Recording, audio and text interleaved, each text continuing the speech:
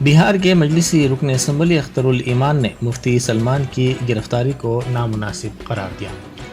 انہوں نے اس سلسلے میں میڈیا سے بات کرتے ہوئے کہا کہ ملک میں مسلمانوں کے خلاف کتنی ہی بےہودہ اور اشتعال انگیز باتیں کہی جا رہی ہیں، ان کے خلاف کوئی FIR درج نہیں ہوئی اور نہ ہی کوئی گرفتاری عمل میں لائی گئی ہے، لیکن مفتی سلمان کو گرفتار کر لیا گیا ہے۔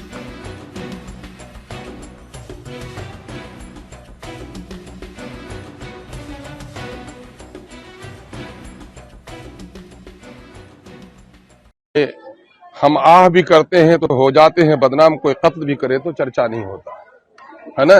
ملک میں مسلمانوں کے خلاف کتنی بھدی باتیں کی جا رہی ہیں، اس پر کوئی کارروائی نہیں ہوتی ہے۔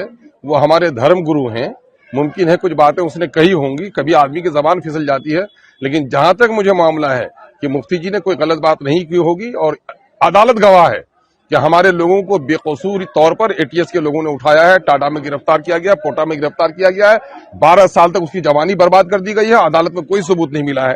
میں سمجھتا ہوں کہ مفتی صاحب کا معاملہ بھی کچھ اس طرح کا ہی ہم کو سمجھنا ہے۔